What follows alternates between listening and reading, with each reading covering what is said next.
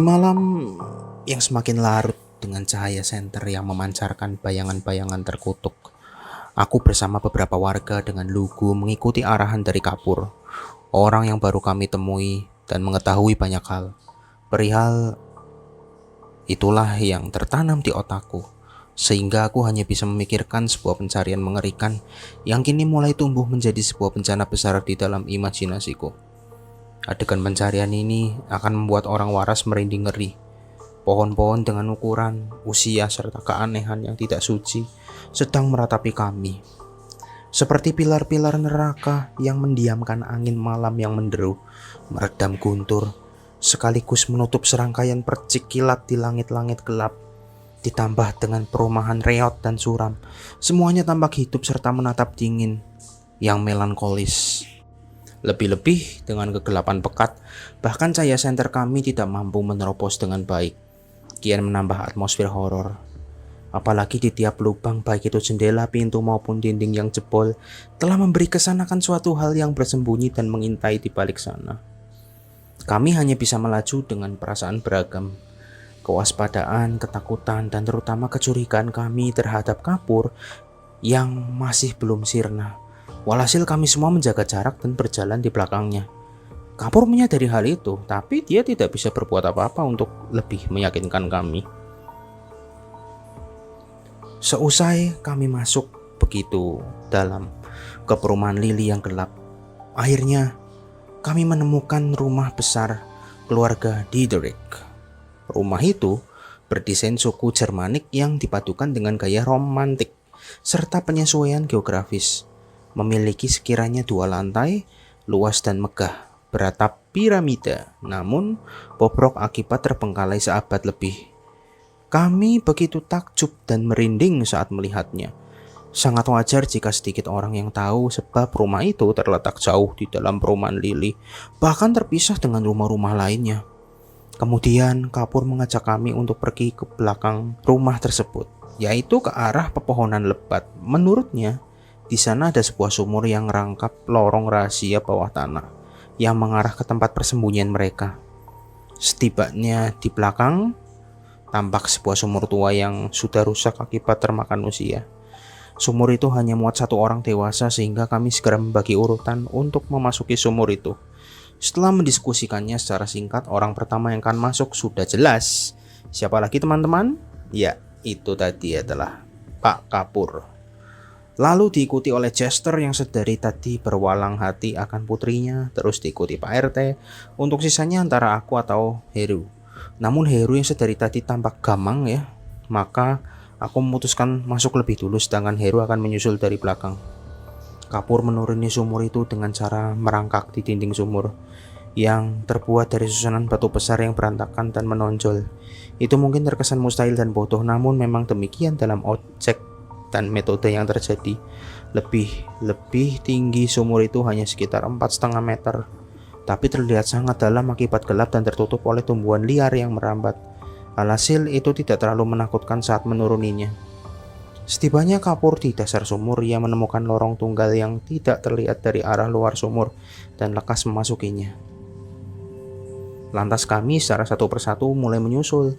Ketika aku mendapat giliran dan mendarat di dasar sumur, aku merasa tanah yang menjadi dasar sumur itu lembek dan berlumpur. Tampaknya dulu sumur ini memiliki kedalaman yang lebih rendah, tapi akibat distorsi alam dan tanah longsor akibatnya itu menutup lebih dari setengah kedalaman sumur ya. Akhirnya aku melihat ke pintu terowongan kecil yang menuju ke suatu tempat dan mengarahkan ke bawah rumah keluarga Diederik. Lorong itu cukup muat bagi pria dewasa untuk bisa merangkak masuk, meskipun hanya orang sinting atau bernyali tinggi yang mau mencobanya. Tetapi situasi yang mendesak dan keinginan untuk menyelamatkan anak-anak yang diculik, kami melupakan bahaya, alasan ataupun kebersihan akan demam pikiran tunggal untuk melakukannya. Lantas aku bergegas masuk ke dalam lorong itu dan mengikuti rombongan di depanku yang sudah masuk begitu dalam. Aku melakukannya dengan cara merangkak secara membabi buta dan cepat dengan dibantu oleh cahaya senterku. Setiap kulihat sisi lorong, aku bisa berasumsi bahwa lorong ini dibangun dengan cara primitif dan liar, yaitu digali dengan tangan kosong. Asumsi itu datang karena aku melihat bentuk lorong ini sangat tidak beraturan, kasar dan banyak sekali jejak cakaran. Jika dilihat lebih detail, itu akan menjadi penemuan mengerikan bahwa tangan yang menciptakan lorong ini memiliki bentuk dan ukuran yang tidak wajar daripada tangan manusia pada umumnya. Setelah merangkak masuk lebih dalam, akhirnya secara perlahan luas lorong mulai melebar dan setidaknya muat 2 hingga 3 orang dewasa. Meski kami tetap harus merangkak, suara-suara tangisan anak kecil mulai terdengar meski samar. Saat itulah Kapur berhenti sejenak dan meminta kami untuk memadamkan semua lampu senter. Ia beralasan bahwa kami sudah dekat dengan sarang sekaligus persembunyian para bayangan putih. Akhirnya kami kembali melaju secara mengendap-endap mendekati sumber suara tersebut. Chester tampak makin kalut meski Kapur memintanya untuk mengendalikan diri agar tidak mengacaukan proses penyelamatan. Walau begitu, aku bisa memahami perasaan Chester sebagai sama pria meskipun aku belum menikah apalagi memiliki anak. Akhirnya kami tiba di ujung lorong yang mengantarkan kami ke sebuah gua bawah tanah yang arkais dan berdinding popeng. Dari balik kegelapan ujung lorong yang pekat, kami menyaksikan sebuah pemandangan neraka paling jahanam dan nyata.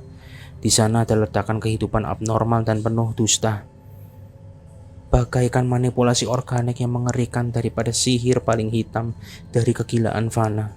Jika Tuhan berbelas kasih, aku berharap Ia menghapus segala ingatanku dari pemandangan yang kulihat dan membiarkanku menjalani hidup dengan damai. Dari penglihatan yang samar, kami menyaksikan sekelompok setan putih atau sebuah karikatur yang paling mengerikan dan kejam dari bangsa primata. Mereka sangat dingin. Beberapa dari mereka tampak memiliki keterampilan dalam membuat sebuah makanan dengan cara biasa yang berdampingan dengan yang lemah. Sedangkan yang lainnya mengambil daging-daging yang tersisa dan nikmat. Dan daging-daging itu berasal dari 2 jasad manusia yang sudah tidak utuh dan sulit diidentifikasi. Apalagi dilihat dari sisa pakaiannya yang tercapik, dapat dikenali bahwa mereka adalah Adang dan Bagio. Mereka berdua sudah mati dan dimakan oleh monster-monster terkutuk itu. Kami bergidik ngeri saat menyaksikan adegan tersebut. Bahkan aku nyaris muntah karena tidak kuasa menahan kengerian yang ada di depan mataku. Namun, itu bukan kengerian tunggal. Jasad Adang dan Bagio bukan satu-satunya yang ada di sana. Tapi, juga ada beberapa kerangka manusia yang tidak utuh, termasuk beberapa kerangka maupun bangkai hewan dari jenis mamalia dan unggas. Selang beberapa waktu kemudian, monster terakhir muncul sambil membawa 3 anak kecil, 2 anak perempuan serta 1 anak laki-laki, dan salah satunya adalah Putri Chester. Sontak Chester jadi histeris dan langsung melompat masuk sekaligus menyerang secara membabi buta, menghiraukan segala arahan dan peringatan Kapur. Lantas dia langsung menabrakkan diri ke monster yang membawa 3 anak kecil tersebut.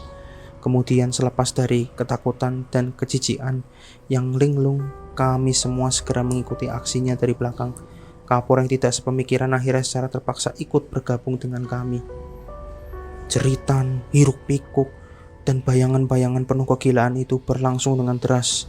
Pada awalnya kami berhasil mengungguli monster-monster itu dan hendak mengevakuasi para anak-anak, tapi selang beberapa waktu kemudian kawanannya mulai bermunculan dari balik lubang di berbagai arah. Pak RT segera memberi perintah untuk meninggalkan gua, namun ada 2 monster yang melompat ke punggung Pak RT dan melumpuhkannya. Lalu mereka mencakar perut Pak RT dan mencungkil isinya. Lalu beberapa dari mereka juga menyerang Chester yang terus membentengi putrinya. Dan salah satu dari mereka berhasil mengunyah separuh wajahnya hingga ia tersungkur tak berdaya. Lantas aku segera menjauhkan Putri Chester dari tubuh ayahnya, lalu menyatukannya dengan anak-anak lain. Hero yang baru saja melumpuhkan 3 monster, seketika dia bergidik saat menyaksikan nasib Pak RT dan Chester, sehingga ia bergegas kabur dari gua. Tapi segera dikejar oleh salah satu monster, sedangkan Kapur masih terus mengayunkan pisau belati ke monster-monster yang mengelilinginya dengan penuh amuk. Di tengah kebrutalan itu, Kapur berteriak padaku untuk segera membawa keluar anak-anak dan melarangku untuk melanjutkan perlawanan. Aku segera melaksanakan perintahnya dan membawa pergi anak-anak. Namun naas, salah satu monster melompat dan membantingku ke dinding gua dengan beringas. Saat kondisi tidak siap dan lemah, beberapa monster mulai merebut kembali anak-anak yang kubawa. Ketika aku hendak bangkit dan melawan balik, salah satu monster itu mencekik leherku dan mengangkatnya ke udara. Sontak aku segera melayangkan beberapa tikam dan sayatan ke tubuh monster itu dengan pisau lipat milikku. Alhasil monster itu menjerit kesakitan dan melepas cekikannya, tetapi salah satu kawanannya langsung mencakar wajahku dan merobek retina mata kananku. Akhirnya aku terjatuh ke atas tanah sambil menjerit kesakitan dan para monster mulai mengepungku. Dalam sisa penglihatanku yang perih, aku melihat 3 anak itu dibawa ke suatu tempat yang tidak aku ketahui karena letaknya terhalang oleh sekumpulan monster yang menyeringai jahat dan menyeramkan. Lalu bermunculan suara keteriakan ketakutan dari anak-anak itu. Terus diakhiri dengan jerit kepedihan yang terputus, dibarengi dengan suara kulit dan daging yang robek. Secara beringas, aku jadi geram dan bangkit melawan. Tetapi para monster segera menahan kedua tangan dan kakiku. Terus mereka menariknya seperti hendak memecahkan tubuhku. Aku hanya bisa menjerit kesakitan, berdoa, dan melihat ke sekelilingku yang tidak memberiku sedikit harapan. Bahkan Kapur yang masih melawan kondisinya sudah sekarat akibat para monster yang mencakar sekujur tubuhnya secara beringas, sehingga mewarnai baju dan tubuhnya menjadi merah. Disitulah aku mulai berpikir bahwa ini adalah akhir dari segalanya. Dan secara pasrah, aku mulai menerima takdir yang mengerikan ini. Namun secara mengejutkan terdengar suara letusan senjata api dari arah lorong tempat kami memasuki gua. Sontak monster-monster itu menjadi panik dan berlarian secara asak. Beberapa di antaranya ada yang tersungkur kaku ke tanah. Ternyata itu adalah tim kepolisian. Mereka berhasil tiba di gua bawah tanah dan segera mengamankan lokasi, mengejar dan menembaki tiap monster yang ada di sana. Sedangkan beberapa dari mereka bergegas mengevakuasi orang-orang yang sekarat. Itu adalah pemandangan terakhir yang kulihat sebelum aku jatuh tidak sadarkan diri. Beberapa hari telah berlalu. Aku sudah siuman dan sekarang sedang dirawat di sebuah rumah sakit di Serpong.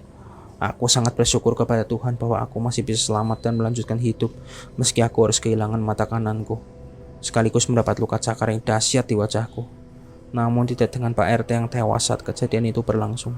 Sedangkan Kapur dan Chester, mereka berdua selamat tapi masih dalam keadaan koma, sekaligus membutuhkan perawatan intensif. Kapur menerima banyak cakaran kronis di sekujur tubuhnya, dan setiap cakaran membutuhkan sekitar 7 hingga 8 jahitan. Lalu Chester, ia telah kehilangan separuh wajahnya. Untuk ketiga anak yang diculik, sayangnya hanya satu yang berhasil selamat dan kembali utuh, dan anak itu adalah putrinya Chester. Selama aku dirawat, ada banyak sekali keluarga, kerabat, hingga tetangga yang datang menjenguk. Tidak terkecuali Heru. Para warga sangat berduka atas kematian Pak RT yang tragis, sedangkan para orang tua dari kedua anak yang tidak selamat, mereka sangat menderita dalam trauma, kesedihan, dan terus menyalahkan kami yang selamat. Dan yang terparah adalah ibu dari seorang anak laki-laki. Ia telah kehilangan suami sekaligus putranya akibat monster tersebut, sehingga aku tidak bisa membayangkan perasaan frustasi dan depresinya. Dan di waktu yang bersamaan, aku juga mendapat kronologi singkat bagaimana tim kepolisian bisa mengetahui dan tiba di lokasi kami berada. Semua diawali saat polisi tiba di perumahan kami dan terkejut melihat kondisi para korban yang mengenaskan, ditambah dengan desakan para warga untuk segera mengejar si pelaku di perumahan Lily. Walhasil mereka segera memanggil tim khusus kepolisian dan langsung melakukan pengejaran ke perumahan Lily. Cara mereka bisa mengetahui lokasi keberadaan kami di gua bawah tanah itu adalah berkat Heru. Ketika Heru baru keluar dari dalam sumur, secara mengejutkan dia diserang dan nyaris terbunuh oleh monster yang mengejarnya. Tetapi beruntung di waktu bersamaan ada beberapa tim kepolisian yang kebetulan ada di lokasi sumur, sehingga mereka segera menyelamatkan Heru dan menembak mati monster itu.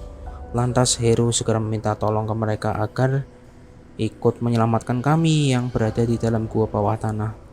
Singkat cerita, berkat keterangan dari Heru, tim kepolisian berhasil menemukan kami semua termasuk gua bawah tanah yang tersembunyi. Kini, kejadian mengerikan itu telah memenuhi pers dan menggemparkan publik. Terlebih lagi dengan serangkaian penemuan yang mengerikan, dimulai dari eksistensi monster-monster penghuni gua hingga beberapa kerangka maupun jasad dari para korbannya. Lantas kejadian itu mendapat respon dari banyak pihak, tapi yang paling menonjol adalah kecaman publik terhadap pihak pengembang karena mereka berusaha menutupi kengerian yang ada di perumahan itu, sehingga menimbulkan banyak korban jiwa. Alhasil perumahan Lily langsung disegel dan hendak diratakan. Bahkan ada kebijakan baru dari perumahanku, yaitu membangun pagar dinding pelindung di pinggir perumahan demi mencegah hal serupa kembali terjadi. Tidak sedikit wartawan dan penyelidik yang berusaha mengorek informasi lebih dalam, namun aku hanya bisa menceritakan semampu dan seingatku. Walaupun begitu, pihak rumah sakit berusaha membatasi interaksi mereka agar tidak mengganggu waktu istirahatku. Tetapi istirahat yang sebenarnya tidak pernah datang kepadaku. Selama aku masih mengingat rahasia dari kengerian di perumahan Lily, itu akan terus menghantuiku.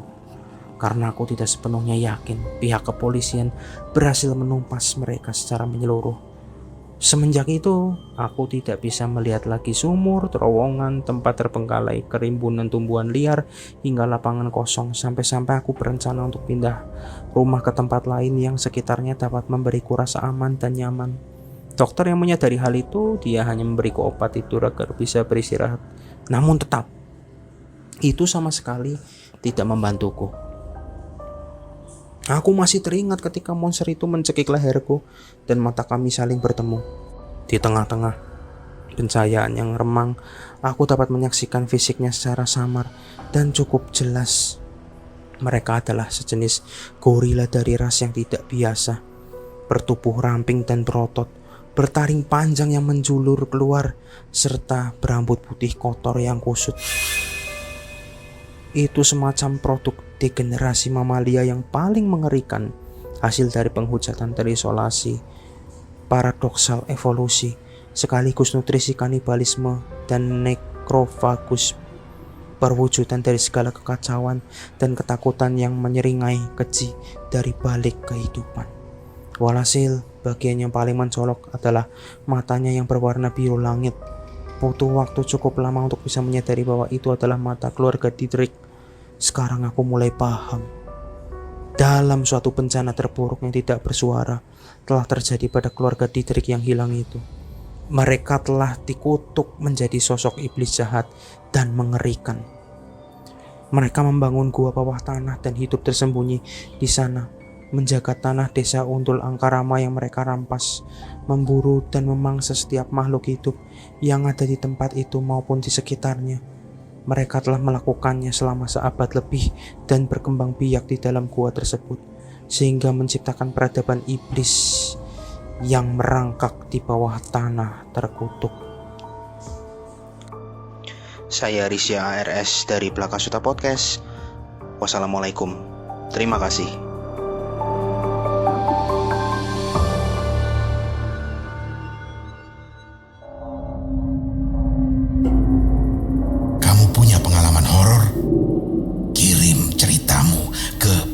podcast.ceritahoror@gmail.com